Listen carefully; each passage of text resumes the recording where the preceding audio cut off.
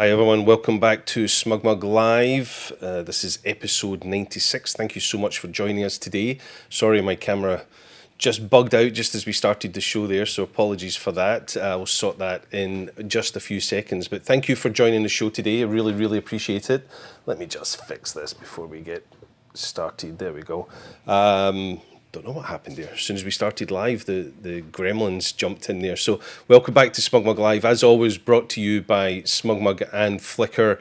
If you're looking for somewhere to showcase your images, share your images with your audience, store all your images in the cloud, or indeed have an e-commerce solution, then check out everything we have to offer here at smugmug.com. Or if you're looking to be part of an incredible photo community, then please check out everything we have to offer at flickr.com. So as I said, episode 96, and we have a wonderful guest today. I'm going to be joined in just a few moments by Antonio from Leica Camera USA. But before we get started, do me a huge favour. If you're in that chat window watching live here on YouTube, then give yourself a shout out. Let us know what part of the world you're joining from. It's always nice to see who's joining us today. You can do me a huge favour by hitting the subscribe button, hitting that little bell notification. That way you'll be notified whenever we release another episode here on SmugMug Live. And if you're enjoying the show, then give us a thumbs up, give us a like on the episode today. That way lots of other people get to see the show because you support the channel that way. So thank you so much. Okay, so today's guest, Antonio Di Benedetto. Antonio is joining us from Leica Camera USA. He's a product specialist, so we'll head over to Leica Camera USA. Hi, Antonio, how are you? Hey, Alastair, thanks for having me. Folks, yeah, Antonio Di Benedetto here, product specialist for Leica Camera USA. Coming to you from, well, USA, our Tech Talk live space here at our New Jersey office. And yeah, I'm also the host of Leica Tech Talk, but probably most relevant to everyone there, and maybe what most intriguing is that, yes, I get to play with all of these fun toys and tools, these amazing Leica cameras and lenses. And yeah, Alastair, I'm happy to join you and we can talk shop. And I'm looking forward to maybe showing some pictures on my Lightroom catalog. We can dive deep, we can get really geeky, and maybe get lots of questions from the audience in the chat too. So thanks, Alastair, for having me. Well, it's a pleasure to have you here, and I'll just put the disclaimer out there. The camera that bugged out when we joined was not a Leica camera, so I'll just set that record straight away. So yeah, unfortunately, it's just the system we're using here bugged out just as we started.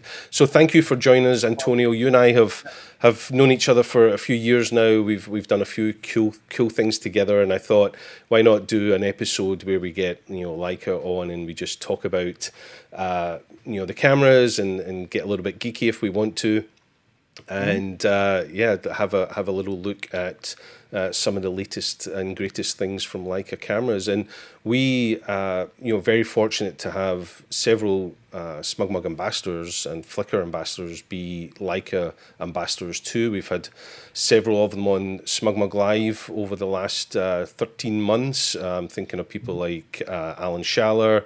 We've had Dotan Segui on the show as well. Wonderful street photographers that use your cameras. So we thought, let's talk a little bit about the cameras themselves and see where we go for the next 50 minutes or so. So if you have questions while you're watching today, folks, please put them in that chat window. We can let you drive the show a little bit by showcasing your questions and getting Antonio to answer those. Thank you to those who are joining us already. We've got Joe in here. We've got Leica. Hi. Leica's watching us. We've got Joe saying G9 owner with a couple of Leica branded lenses from New York. We've got Janet joining us from Pennsylvania. Hanier is joining us from Zurich, Switzerland, beautiful part of the world. So thank you to those who are giving yourself a shout out in the chat window there. Continue to do that, folks. Yeah, give yourself a shout out and ask those questions. We really appreciate it. So, Antonio, it's been an interesting year or so. Yeah, for sure. A time when a lot of people have put a lot of their plans on hold and not achieved the things that they maybe want to. But yourselves at Leica Camera, you have had a busy year with some incredible launches, yeah? Yeah, it's been interesting. I mean, as you said, you know, a Leica usually is a choice of many, like I said, street photographers, people who travel a lot, and of course, it's been a tumultuous year for everyone from the photography side and actual photographers. But you know, as a company, you know, we have had a lot of releases actually, and it's in that way been some good times for product launches and some exciting new releases. If we go back to like even like the beginning of 2020. It feels like, you know, January 2020 feels like 5 years ago already, but that's actually when we launched the M10 Monochrome, Yep. our latest of the monochrome, well, the latest M monochrome generation. And we, let me bring up my beauty cam here. And, you know, we have that came in January 2020. This was the first time we've seen a 40 megapixel Leica M camera, and the first one to do it was the Monochrome. Then since then we've had the M10R. It's basically its color counterpart.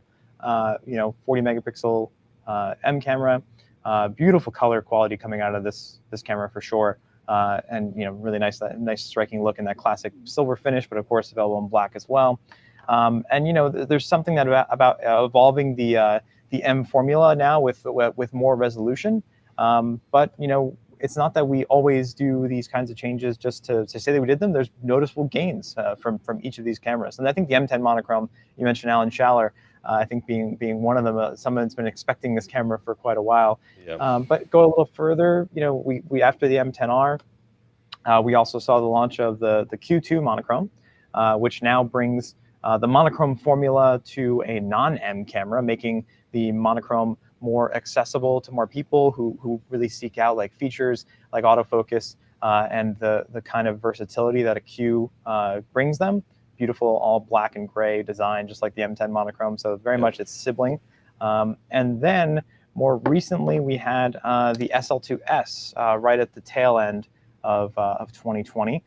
So this is like our new kind of hybrid stills and video camera, and full frame mirrorless, counterpart to the SL2, which has the 47 megapixel sensor. The SL2-s has the 24 megapixel backside illuminated, or BSI sensor, for really great quality in video and stills, especially high ISO stills. And it's been a busy time for lenses too. I mean, like that's just so much in cameras, but you know, a lot of people, like someone mentioned, someone in your audience talking about using our, you know, the Leica branded lenses on their Panasonic system. A lot of people love Leica for the lenses, and we've had the Noctilux reissue, the 51.2. We've had the 35 millimeter M Apo Summicron lens, which I don't have those here, unfortunately. They're a little hard to get right now, I'm sorry to say. Yep. But we've had the new 28 f2 for the Summicron line. And then most recently, the 24-70, also 24-70 2.8 for the SL line as well. And this has been one that people have been asking for a long time. So yeah, Alastair, I'm out of breath, man. It's busy times. It's a lot of stuff. It is. It's a lot of wonderful stuff, and you know, to launch all that, you know, over the last year, the last kind of 12, 13 months is quite an incredible achievement. And some incredible products there. A lot of what you mentioned there with the M's, you know, the monochrome cameras, and you know, we had Alan Schaller on the show. He's been on the show, you know, in our world a few times. He's a wonderful Flickr ambassador, and I know he's an incredible Leica ambassador. And he just lives in the monochrome. You know, he doesn't shoot color at all. And yeah, we had a great conversation. So if you're interested to see that conversation, you can look back here, folks, on the playlist here on SmugMug Live on the YouTube channel, and you'll find those conversations with Alan and Dotan and some others. So it's really great to see people utilising those cameras the way they do. It's just incredible. Leica's a brand that has always attracted some of the best photographers in the world, or the best photographers in the world. It's quite an incredible list of users and ambassadors that the brand has over the years. Yeah, I mean, and I think a lot of them, they seek varying things, but there's something in our cameras and lenses that excites them and motivates them in a way that's pretty unique. So, you know, I think you know, people seek out the quality that comes from a Leica lens, but as you mentioned, like someone like Alan Schaller, who uses a monochrome full time, right? We're really the only company that puts out cameras quite like these, especially the monochromes. Yep. And you know, I wouldn't be surprised if maybe some people in the audience wonder, like, what's the benefit. Why actually have a dedicated monochrome sensor? Yeah, I can. I mean, sorry to interrupt. I mean, I can. Using any kind of mirrorless camera, you can choose to photograph in black and white. Right? You can put it to a monochrome setting if you like.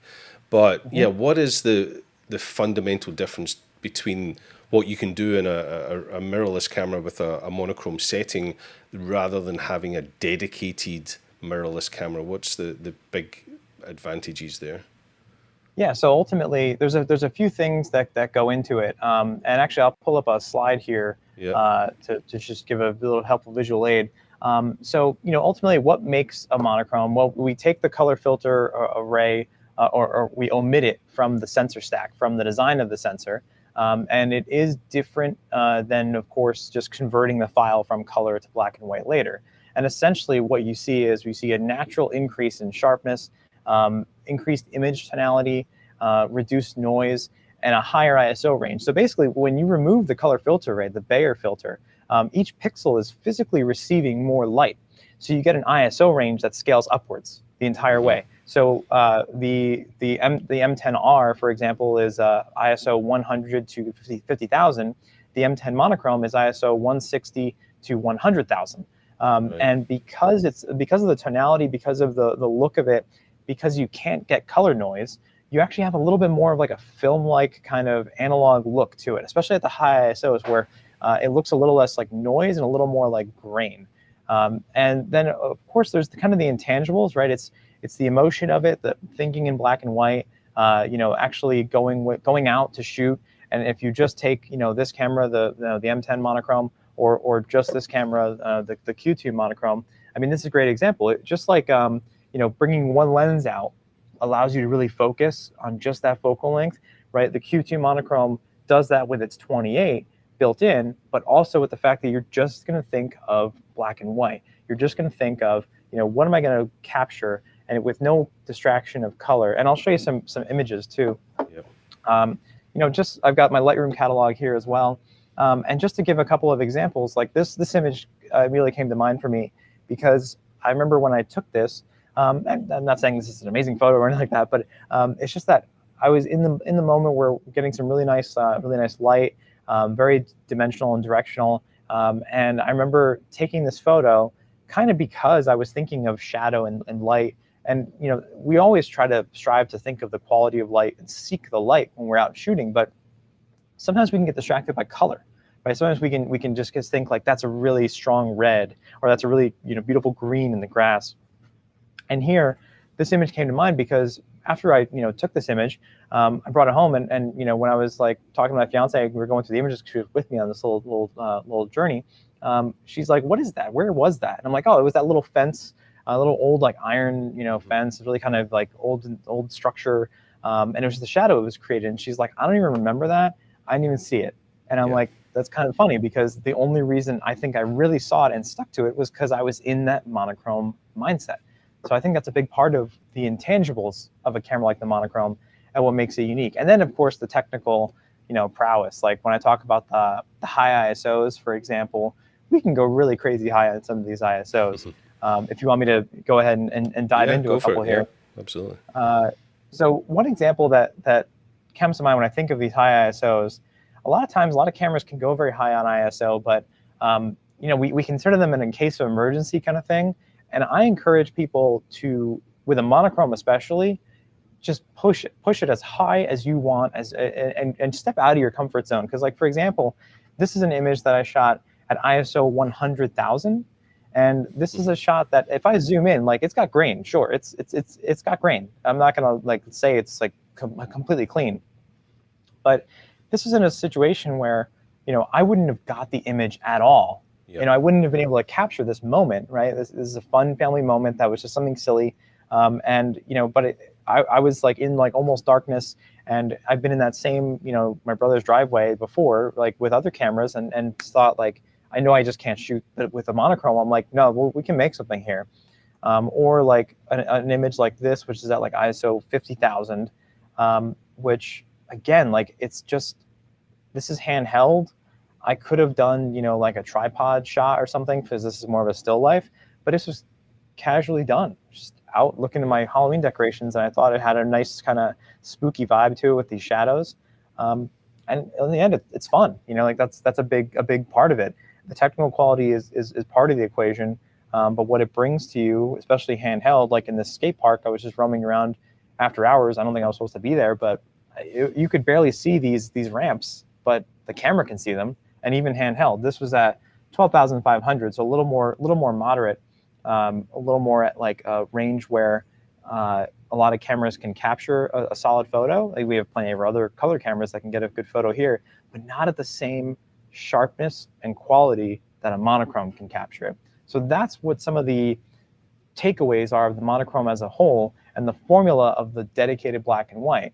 It's the intangibles and then the technical prowess as well. And again, what we do is we just remove that color filter array and have it, you know, so each pixel gets more light, and you're getting equivalent, more resolution, and then you just take it and run. That's to me the joy of it. When I have one of these cameras on me, like a Q2 monochrome, M10 monochrome, I feel a little bit empowered that I can.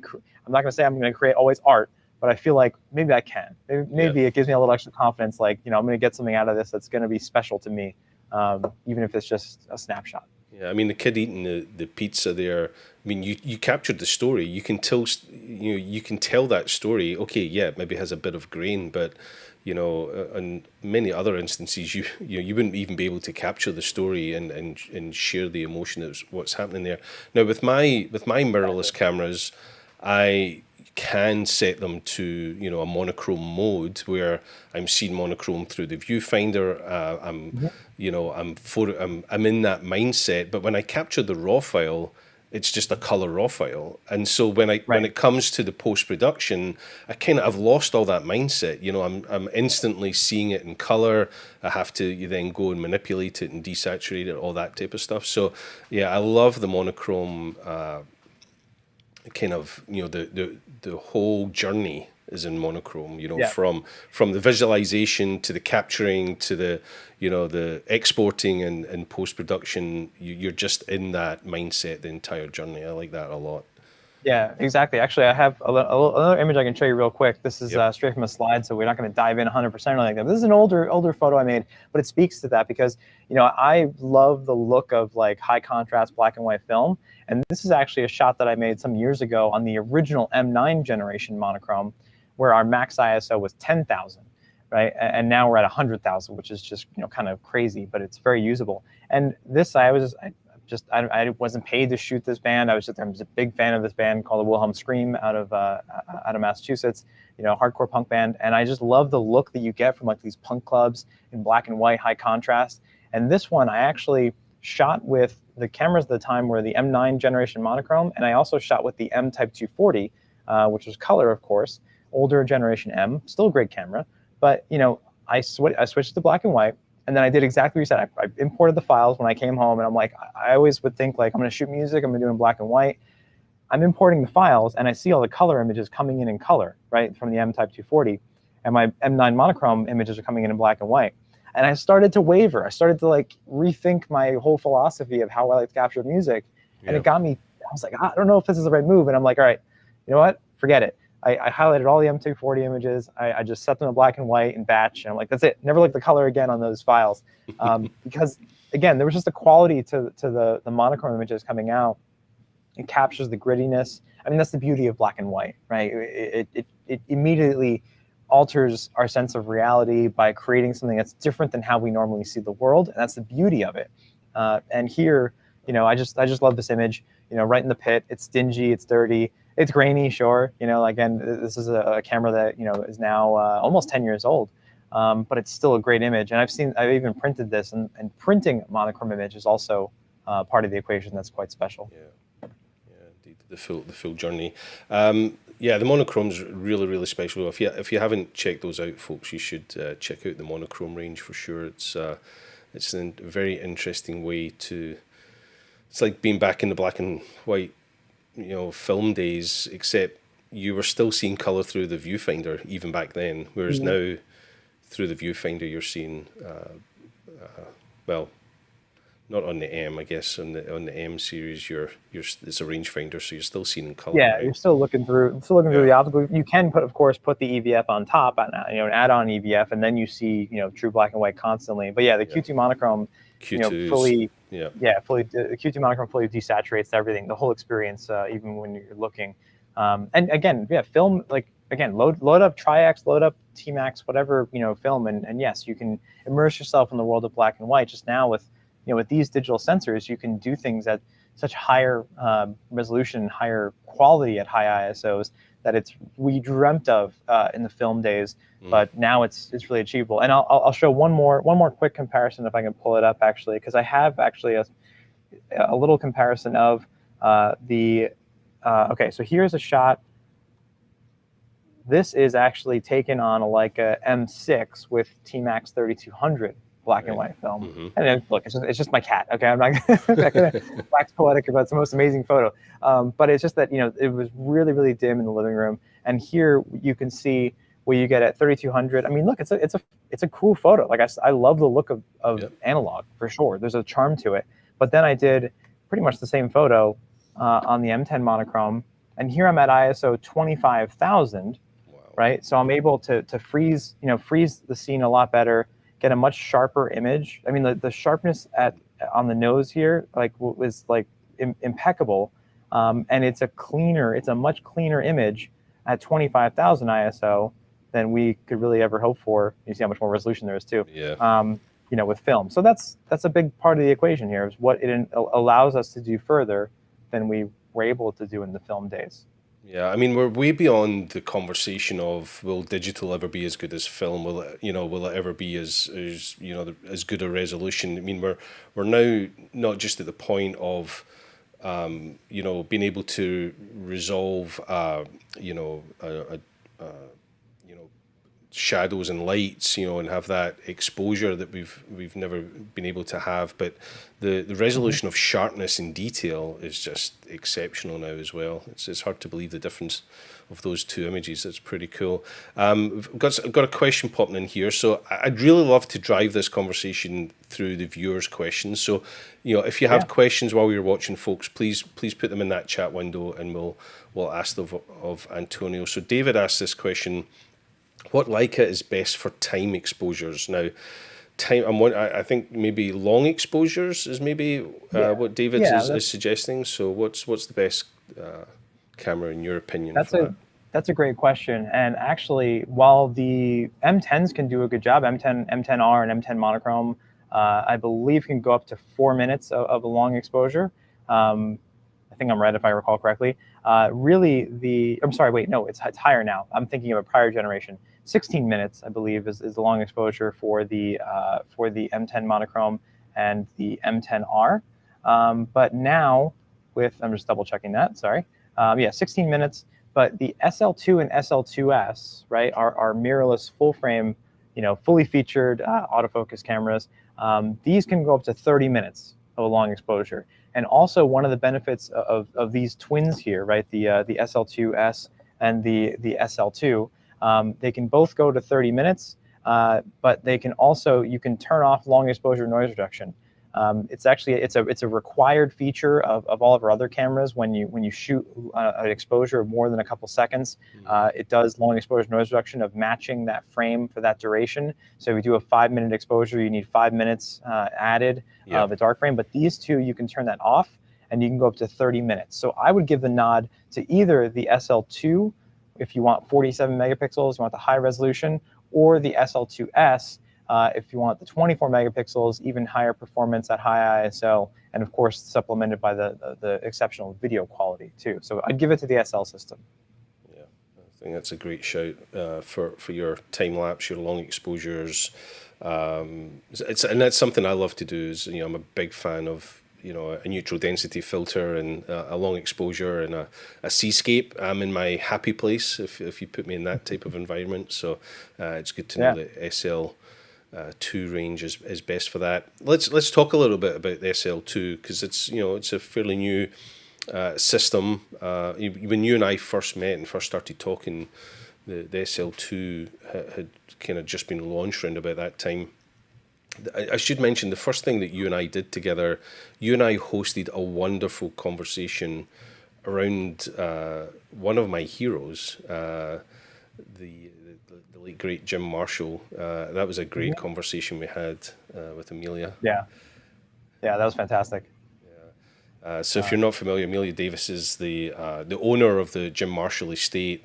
Jim Marshall, in my opinion, one of the greatest music photojournalists there have ever been. But that's doing him a bit of a disservice, saying that he was just music. He's best known for his music photography, but he really did capture some incredible photography. And Antonio was kind enough to have me host that conversation about someone I love dearly, and we had a great long conversation about his images. So I've actually put a link to that conversation here in the show notes in the description here. So if you want to go watch that Leica conversation about Jim Marshall's estate, then check out that link. But round about that time, you had launched the SL2. Obviously, Jim Marshall never used an SL2. They weren't around then. But what is the big what is the differential between the M series that we've been kind of talking about and the SL2? Yeah, sure. So the SL2 and SL2s, of course, are full frame mirrorless line. Initially, we launched the Leica SL in 2015, and that was the birth of this new system. It's the L mount, which then has now been further supported by more lenses in our own lineup, and now also supported by partners. We now have the L mount alliance, so you have the same mount on here as you do on Panasonic and Sigma cameras, and therefore there are Panasonic and Sigma lenses you can put on here, or our lenses can be put onto there. So the more choice, the better. But it essentially represents Leica's return to a style camera we didn't have for many years, because we had the Leica R system, our old SLR film system, and that was discontinued some years ago. It was never autofocus, so it kind of waned when autofocus became the common the commonality of all those kinds of systems. And now this is a return to that kind of camera, the do it all, any style of photography, any genre. The SL2 or SL2s can do it, and now even more so because of video. We can do a lot more. So the M is the quintessential like street camera, maybe your everyday carry camera. I mean, it can be a lot of things to a lot of people, but the SL2 or SL2s could be definitely the workhorse camera for a working pro, or any range in between that. And some of the design philosophies for the SL system, I mean, in some ways, like the SL2 is kind of designed to, in a way, be like if you had an M with a grip and an EVF on top of it. It's kind of similar proportions, but it's really rugged. I've seen these things take a beating and do quite amazing things. It's all weather sealed from top to bottom, front to back when you put the SL lenses on here, and it's meant to be that do anything camera. I've used them to shoot weddings. Do people use an M to shoot weddings? Sure, there are some people out there that use a camera like this, but it's a different style of shooting. You're going to come back with a different take. So it really comes down to personal preference. But of course, you can adapt M lenses to the SL system. We have adapters for the older R system, adapters for our S medium format system, and adapters for all the M lenses. So a lot of people may actually, in a lot of cases, we've seen people invest in an SL to supplement their M system, or in some cases they've moved on from the M but kept the lenses and stepped into the SL and maintained their lenses. Plus, they're getting new ones with autofocus, weather sealing, and all the modern features that you expect in today's mirrorless world.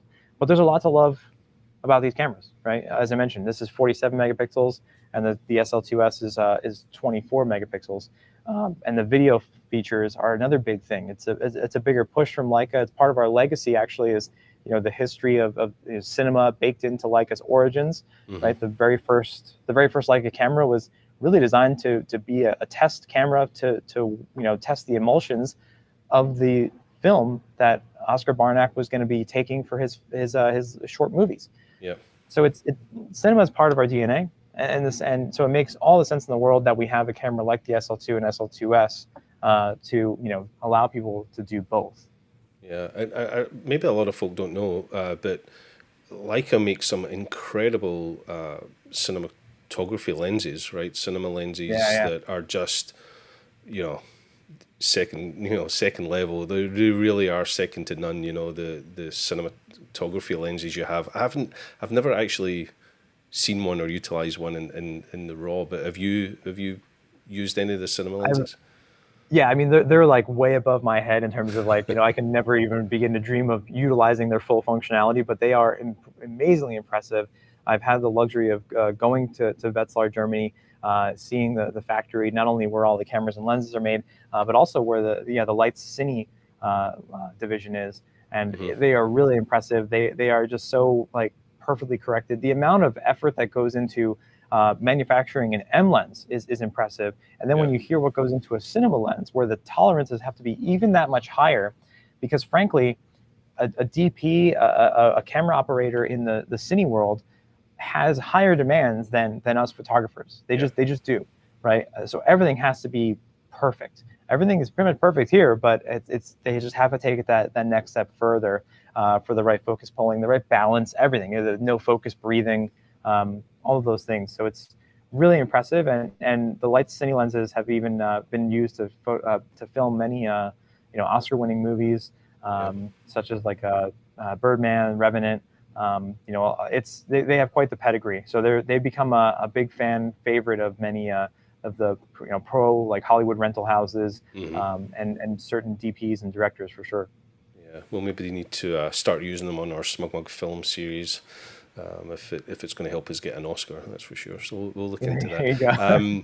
But the SL2 range is really interesting, and I should give a shout out to another huge fan of not only the M system, but a huge fan of the SL2, another great SmugMug and Flickr ambassador, the wonderful Christopher Michael, who I'm sure we all know very well. Incredible photographer, and we're delighted that he uses SmugMug, Flickr, and Leica. So and he has some wonderful things to say, not just about the M series, but the new SL2 as well. Yeah, he's shot the SL2 a lot, and I mean, he shot a lot of everything, but that Chris has been like all over the planet, and he's been using the SL2 a lot. Yeah, all over the planet and above the planet with those cameras. Yes, that's for sure. You mentioned the factory and the standards of manufacturing that go into a Leica camera, and it's kind of folklore in many ways. Everybody, when they hear the name Leica, it really does just stand for quality, and some of the levels of quality control and production levels that go into making them are quite exceptional. So it must be quite something to be able to go to the factory and experience witnessing that kind of level of manufacturing. Yeah, for sure. I mean, there's it's a really impressive building and campus. It's expanded in the last few years, so it's not just the main headquarters and factory. It's also there's even now a hotel there. There's the Leica Academy headquarters is there for classes and training and all kinds of stuff, and to learn about photography, not just to buy product or whatever, but like our flagship store is there. As I mentioned, the Leica Cine. So there's a lot there and a lot to check out. It's also a museum and gallery. So there's a lot to see. And yeah, I mean, once, especially now that travel is starting to open up and things are slowly opening up, and hopefully, more in the near future, people can travel there. So you can get a tour and see what, manufacturing is like. And a lot of people ask us, what is it that makes a Leica lens? What is it that, makes these so special? And so what gives them their price point, their premium feel, their craftsmanship. And it's a lot of what goes into all the products, not just the lenses, but the products at the factory. We still stick by a lot of hand assembly. We prioritize really great quality of materials, right? With using pretty much almost everything being metal. These M lenses, though they're not weather sealed, and the reason for that is because it's a legacy lens line. We've kept the lens mount in the M cameras the same, so you could take these lenses, put them on an old M film camera, and vice versa. There's only a few rare exceptions to that. So while they're not weather sealed, these lenses are just metal and glass. There's there's really not much to them to really go wrong. So you just take good care of them. They can last a lifetime, multiple lifetimes. I mean, it's not uncommon to hear of someone that got their lenses handed down to them from a mother, father, grandparent. And then of course you have the SL lenses, which are more the modern design, modern styling, fully weather sealed. These are like, for autofocus lenses, these are equally tanks as the M lenses are. Of course, they have all their electronics in them, but we're able to do a lot with the weather sealing and the ruggedness. And again, a lot of that is because they are all metal. They are beautifully built, and again, we stick by a lot of hand assembly, and a lot of that goes into the cameras, the lenses, and every little facet. And we also, people ask, like, why does a Leica lens, for example, cost what it does?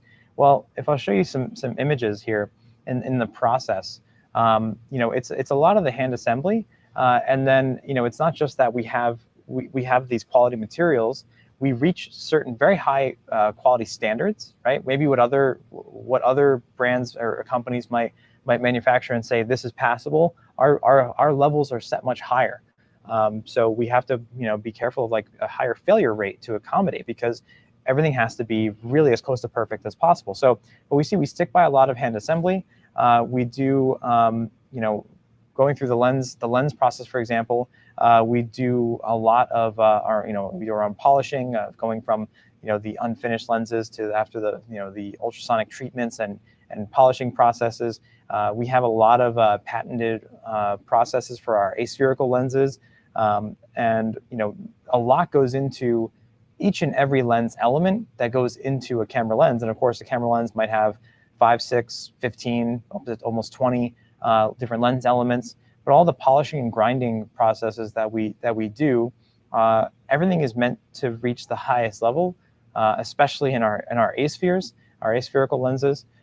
These are things where there's such little tiny little aspects of it, and so much goes to it and to strive for the best quality. An aspherical lens, just at the very edge, almost barely visible that it's aspherical, but we have to make sure that it lines up right.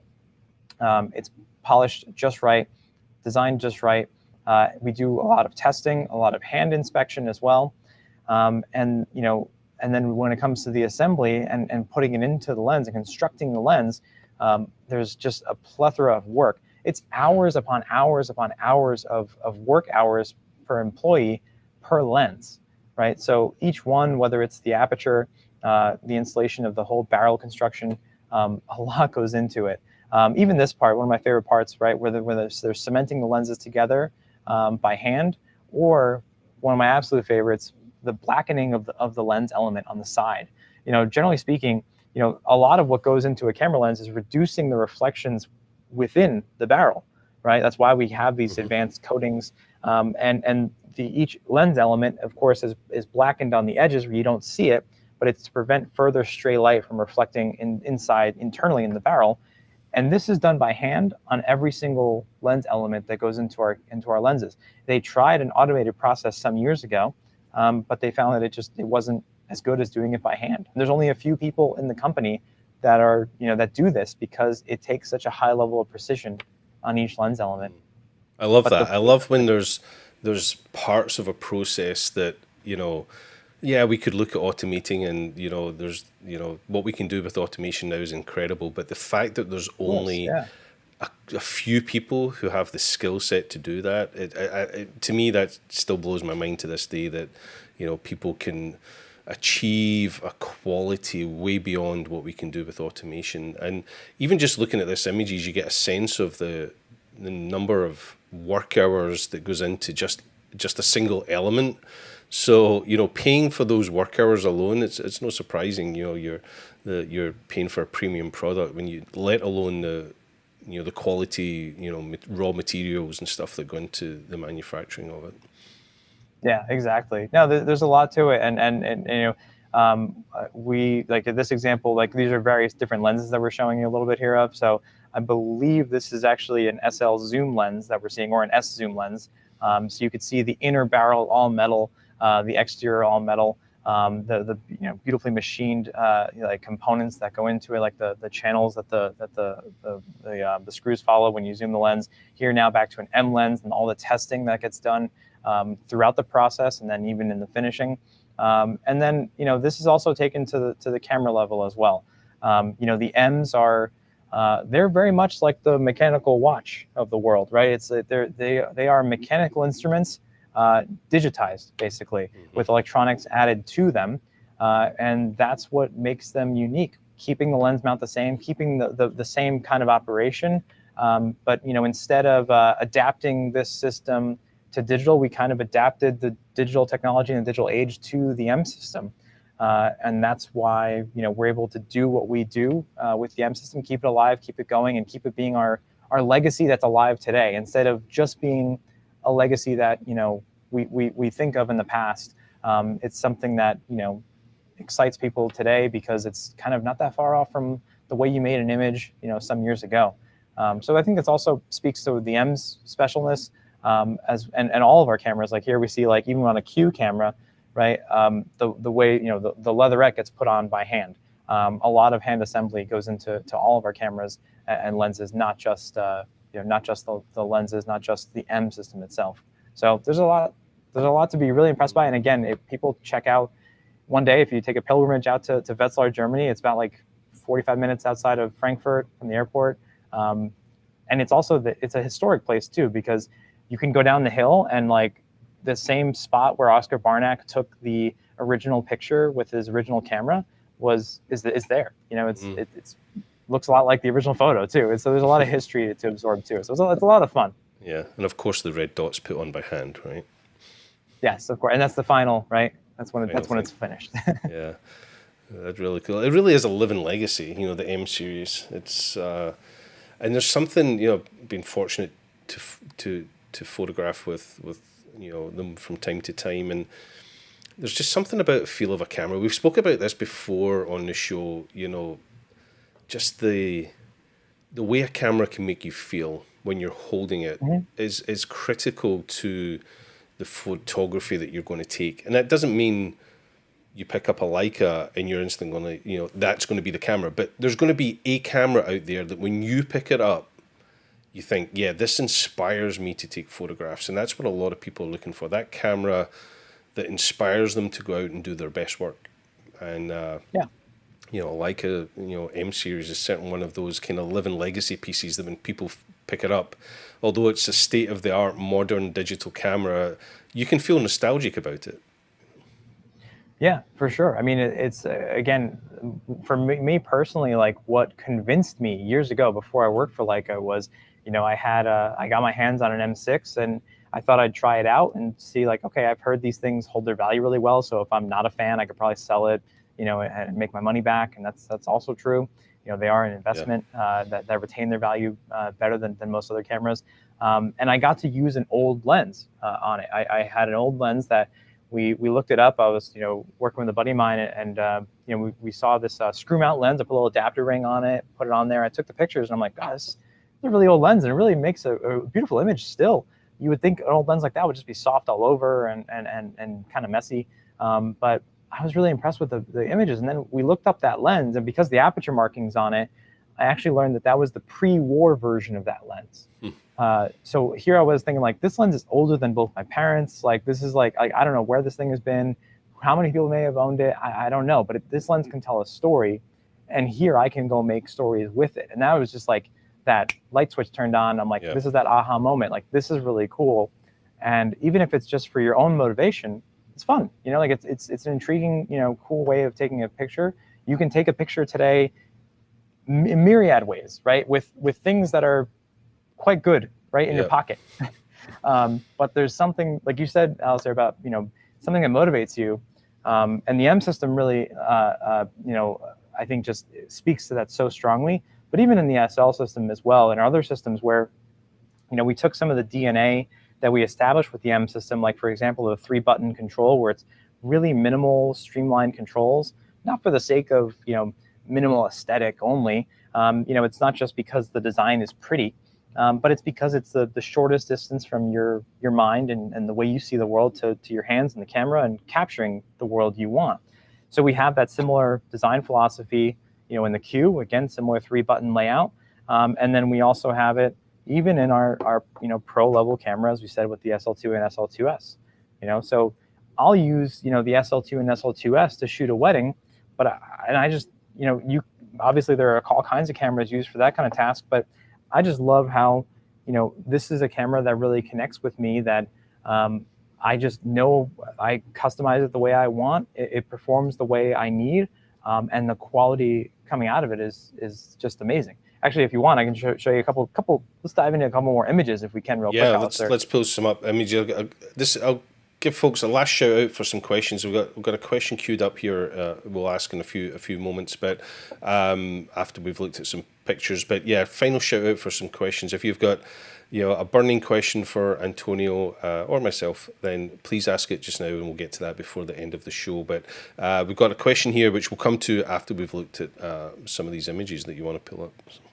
Sure. So I shot I was a second photographer at a wedding fairly recently, using the SL2-s primarily, also the SL2, and I used a lot of the new 24-70 2.8 lens that we just launched last month. Mm-hmm. And here we see this is the first look kind of stuff, and again, I'm not going to try and post these are the most amazing wedding photos ever, but it's just the coverage when you're a second photographer is getting more looks. And here you see what it looked like straight out of camera. I actually underexposed pretty heavily to make sure that I preserved my highlights. The SL2-s boosts the shadows quite nicely, and I wanted to actually jump to this one.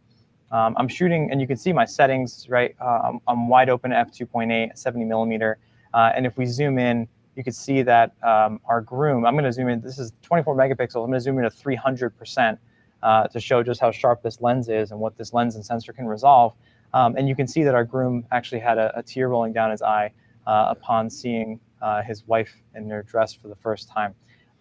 So it's a great system that can do all the things that a professional needs. And with these kinds of lenses, just be incredibly sharp. I mean, the sharpness you see from our 24-70, the 24-90, these are like prime lens level sharpness almost. Again, I'm zooming in at 300%, so we're well beyond 1-to-1 on the pixels. Yeah. And not only are you zooming into 300%, we're also live streaming, which is never right. Although we're live streaming at high def, it always is not the best quality it could be, and they still look incredibly sharp. So yeah, that's cool. Yeah, exactly. And the color, everything is really nice. Again, some of these are actually straight out of camera. Some of them I did a little bit of tweaking too. Like this one, I just punched up the contrast a little. Again, I went a little under. Let me recall. I think maybe this one's also similar. I think I might have had some that were just basically straight out of camera. But it's the kind of camera and system and lenses that can do all the stuff you expect from for a pro workload. So I just wanted to take that quick moment, because I love showing pictures whenever I can, instead of me just talking. But you had some questions from the audience, I think, right? Yeah. Well, we've got a question queued up here. It's an interesting one. It's from David again. I'll see if you can interpret a little bit. But he says, "What Leica photographs television screens with superior quality?" That's an interesting one. To photograph something that's on TV. Yeah, I mean, I think really any of them. I would think any of them could do fine. It's just a matter of the right shutter speed. I think you would want to be sure you're using the mechanical shutter, while some of our cameras have electronic shutter functions as an option, and generally speaking I would think you wouldn't want to use electronic shutter for that. And a lot of times when it comes to the mechanical shutter and capturing where you don't see scan lines and those weird effects that you see when you're capturing a screen, it's a lot of times just a matter of finding the right shutter speed that matches up with the hertz or refresh rate of the monitor. And it might be easiest with a mirrorless system or something with an EVF, because you'll see that live, right? Mm-hmm. As opposed to with an M, where you have to maybe take the shot and shoot. But a lot of times it's just setting the shutter speed to some interval, there's some 1/125th, 2/50th, 60th. A lot of times I find are the cases like that. But yeah, probably any of our mirrorless options with a CL, SL, Q, etc. Yeah, definitely with an electronic viewfinder, photographing any kind of display is going to be easier because you're going to see any flicker, with the hertz rate of any lighting issues and stuff. So yeah, I would definitely, like you say, Antonio, would recommend a mirrorless with an electronic viewfinder rather than optical viewfinder. I've got my own question for you, Antonio. Sure. I'm just looking at the table in front of you there, and you're in an enviable position where you can utilize all those beautiful cameras in front of you. But if you could only photograph with one of them and one lens, it's a cliche question, I know, but if Yeah, you could no, only but it's photograph always a good one. with one of them and one lens, which one would it be? All right. I'm terrible at answering this question because I always answer it like 5 different ways. Because, well, it comes down to my experience of using really all of our cameras and so many of our lenses.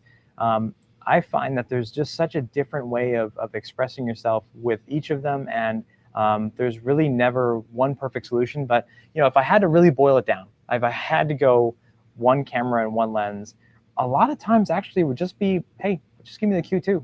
I'm good with its built-in 28 millimeter. It's a fast aperture. It can shoot fast. It's got autofocus. It's got great manual focus if you want to use manual focus. The Q2 is a really versatile camera.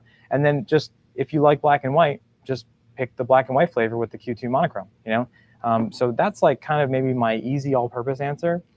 I think when I'm shooting with an M, if I have to pick one lens, it can be a 35, like the new 35 f2 Apo Summicron M.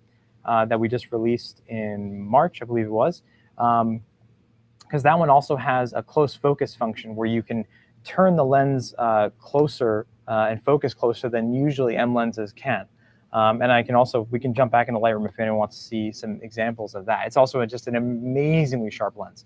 Right. That is like, if I could just pick one camera and one lens, a lot of times, yeah, M and that 35. Even though I've become, I think because of the Q, I've become more partial to like the 28 and then a 50 along with it. If I could cheat and pick two, that's like a lot of times my desirable everyday street camera, 2 lens combo, a 28 and a 50. The 35, it can be kind of the jack of all trades. Sometimes people can find it's like jack of all trades, master of none. It all comes down to personal preference. Yeah. But hey, an SL2, SL2-s and a zoom lens or a portrait lens is also like, it's a workhorse. You could just do so much with it. So I think I've given you like 5 answers already. You've just mentioned every camera. Yeah. Which camera would you like? That one for this and that one for that. And yeah, that's exactly. Cool. But it's I think Q2 or Q2 monochrome, color black and white is an easy answer. And then M10R or M10 monochrome. And again, that's for my style of just always wanting to carry a camera with me.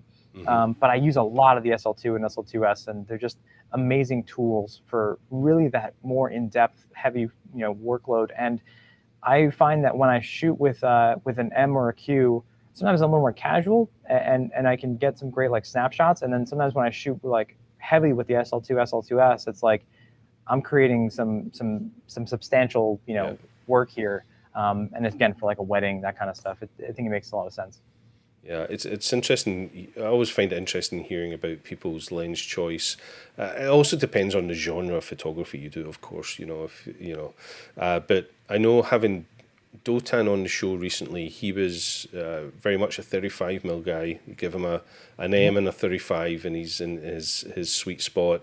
I know Alan Schaller shoots wider. I think he's 20. I think he shoots as wide as 24. Yeah, 24, I think. Yeah. Which is pretty wide, and obviously when you're looking through the viewfinder, it's almost as, I think, maybe even wider than the viewfinder. Is that right? It's a touch wider than the viewfinder, because an M viewfinder goes as wide as about 28. So you can either put EVF on top or an optical viewfinder up top with the 24 frame lines, or some people, they don't bother and they just ballpark it and they just know that lens. Alan very rarely for his best shots and the ones that I love doesn't use the viewfinder. He literally shoots from the hip with his style photography. He really has mastered the craft of knowing his focal points, where he needs to just twist that lens to be at the spot it needs to be for he has this real skill for being able to judge distance very quickly in his head and Yeah. just set the focal point at that. So yeah, he loves to shoot at that wider 24, which is wide for a lot of people shooting street photography and that type of stuff. But yeah, if you look at his Yeah, for sure. catalog, it works so well. I really, really love Yeah. it. Yeah. I think I put Yeah. myself more in the 35mm camp.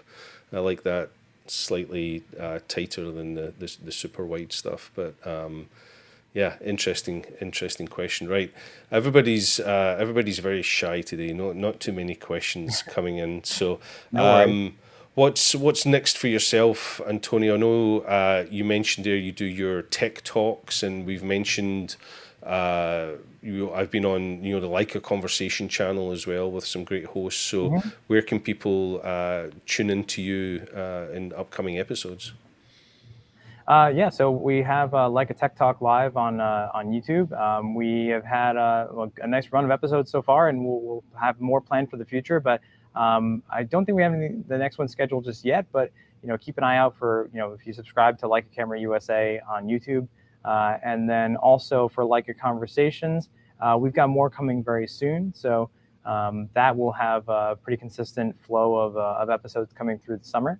And yeah, there's all kinds of maybe new, fun, and exciting stuff, I'm sure, always on the horizon. So definitely subscribe to our YouTube channel. Check out our main website, us.leica-camera.com.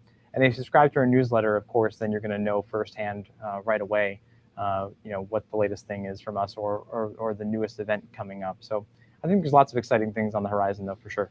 Cool. And I'm sure there's lots of great products coming down the line, which I'm sure you can't tell us anything about yet. But just that smile alone tells me that there's some cool things coming, and I look forward to seeing what Leica do in the next 12 months, because it's been an incredible 12 months for the company with all the launches you've had. So thank you for spending the time with me today. I've really enjoyed it. It's good catching up with you as always. Yeah, of course. Stay safe out there in the East Coast. But yeah, look forward to catching up with you and hopefully having you on the show again at some point, Antonio. Yeah, please. It's been fun, and I always just love talking shop and talking cameras and photography, and we could always do more with showing more images and showing more content from me or others, not just me. But yeah, it's look, ultimately I think it's just so much fun to use these cameras and lenses, and it's a joy of the experience, and that goes beyond, I think, your average photographic tool. That's why I just get so nerdy about these things. So I'd be happy to come on again and talk your ear off again, Alastair. Yeah, I mean And we've been super nerdy today. We knew we'll just get Antonio on. We'll talk about Leicas. We'll just talk about the cameras. No huge agenda or genre that we specifically wanted to talk about. Sometimes it's just nice to sit for an hour and talk cameras, which is what we've done. Typically on these shows we have some theme that we want to educate or talk about, or showcase somebody's work. But thank you for just showing up and kind of freestyling a little bit with me today to talk about the cameras. Those of you that have been watching, thank you so much. I always enjoy your company, and thank you for taking the time to hang out with Antonio and I. And wherever you are in the world, stay safe, look after each other, and be kind. Do me a huge favor, hit that subscribe button, hit the bell notification. We really appreciate that. As I've said, it really helps support the channel here on SmugMug Live. But from Antonio and me, wherever you are in the world, enjoy the rest of your day. Get out there, be inspired, and go take some photographs. Talk to you soon. Thanks, thanks Antonio. for having me, Alastair. Take Thanks, care. everyone. Take care.